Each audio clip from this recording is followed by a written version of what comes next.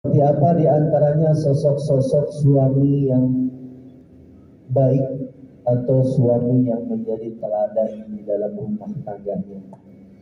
Sebagai pengingat, ada beberapa pertanyaan. Sudahkah di saat kita menjadi suami, kita sudah menjaga lisan kita?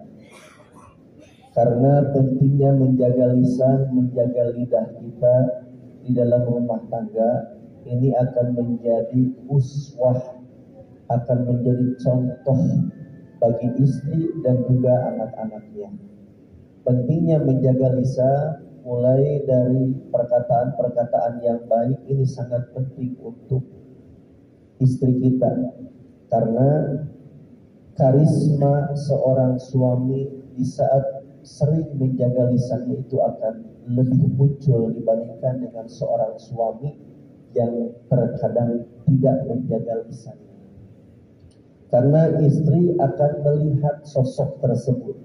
Nah, suami tidak bisa menjaga lisan, tentunya istri pun akan balik, ya, akan kembali seperti perkataan suaminya. Makanya tidak jarang seorang istri yang berkata kasar pada suaminya, karena suaminya pun sering berkata kasar pada istrinya.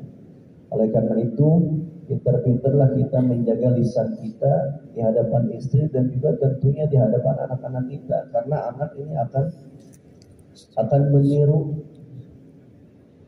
Al-baitu madrasatul ula, ya, rumah itu tempat pendidikan yang pertama, ya.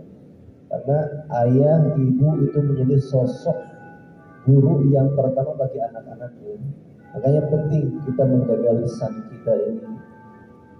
Sekalipun sedang marah, usahakan tutup pintu rapat-rapat di dalam kamar. Silahkan marah sepuasnya di depan kaca atau depan cermin. Jangan sampai anak kita melihat marahnya kita, yang mana nanti ketika bisa jadi kita sering marah pada istri, anak yang sakit hati, sehingga anak terkadang sering membela ibunya. Selanjutnya, sudahkah kita menjaga mata kita, duhai para suami? Tentunya ini yang amat berat, ya. Karena di luar sana terkadang kebun tetangga terkadang terlihat lebih indah dari kebun sendiri. Na'udzubillah summa na'udzubillah min dzalik. Karena itu jaga pandangan mata kita agar istri kita pun juga mudah-mudahan menjaga pandangan matanya. Na'udzubillah, jangan sampai di saat kita jelalatan mata kita ke sana kemari selalu melihat yang haram-haram. Na'udzubillah, jangan sampai istri kita pun seperti kelakuan kita. Betapa sakitnya di saat kita tahu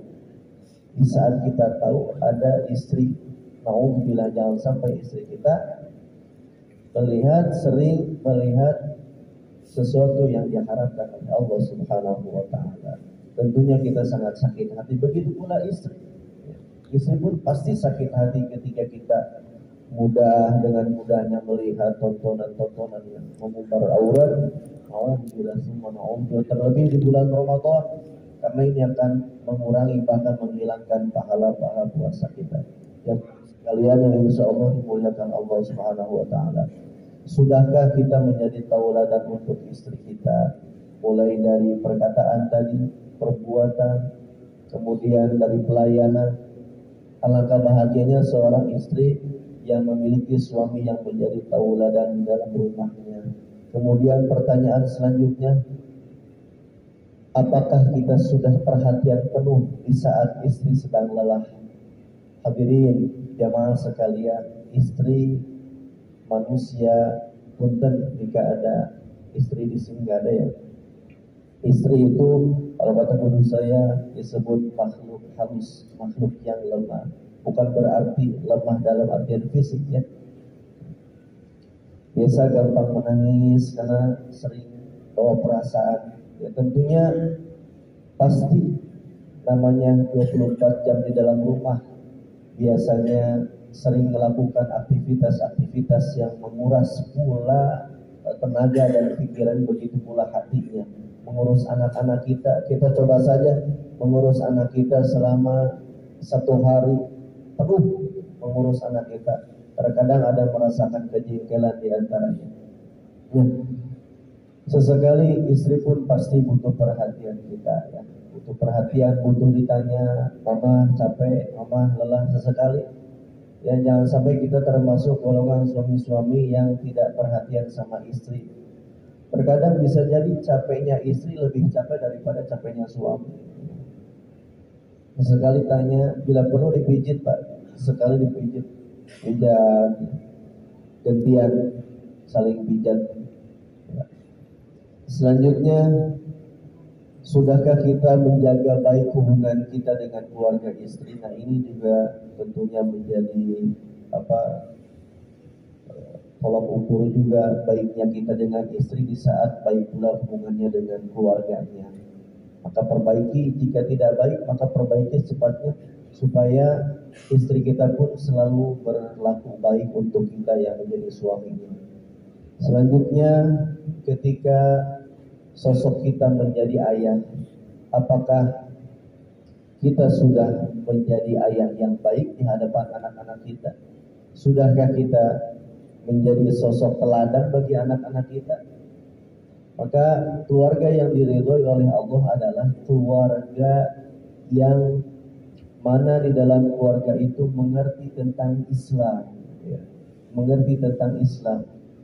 Kira-kira sampai sejauh ini, kira-kira sudah memperhatikan sejauh mana tentang anak-anak kita, urusan mulai dari pakaian untuk sholatnya, Pak. Saya hanya sebagai mengingatkan saja, Pak, mohon maaf.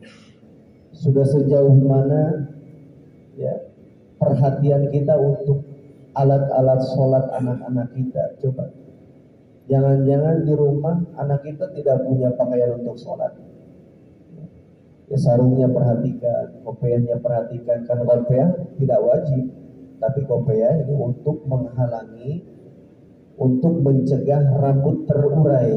Ya, memang tidak wajib, tapi kopiah ini, peci ini sebagai pencegah rambut terurai, sehingga menghalangi anggota sujud. Kemudian perhatikan tempat pendidikannya. Kira-kira sudah standar belum?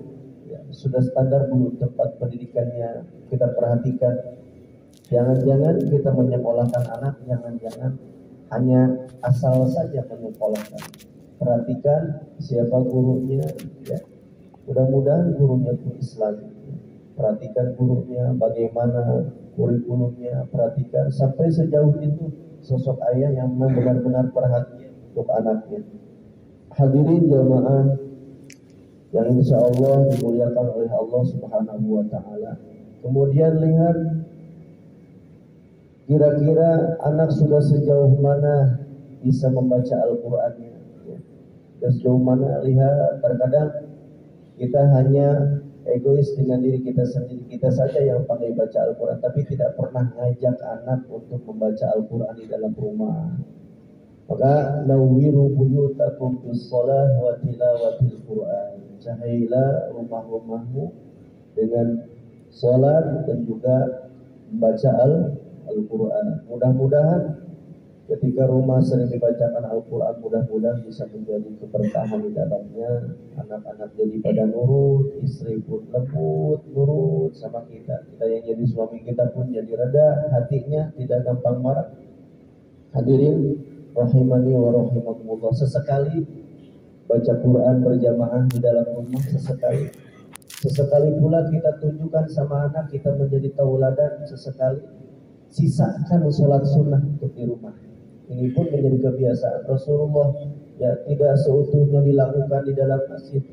Berjamaahnya ya sunnah muakkadah, sholat misal sholat berjamaah atau sholat fardu, sunnah muakkadah, sunnah ba'diyahnya sisakan di rumah agar anak-anak kita melihat sosok kita saat melakukan sholat sunnah, dan mudah-mudahan anak kita pun mengikuti apa yang menjadi kebiasaan orang tua. Hadirin rahimani wa rahimakumullah, mudah-mudahan keluarga kita menjadi keluarga-keluarga yang penuh keberkahan. Selanjutnya, keluarga yang diridhoi oleh Allah adalah keluarga yang penuh bersyukur kepada Allah. Sejauh mana sampai saat ini kita sudah bersyukur, sejauh mana kita bersyukur punya istri yang baik, sudah bersyukur punya anak-anak yang saleh-salihah, punya anak-anak yang sempurna di dalam rumah.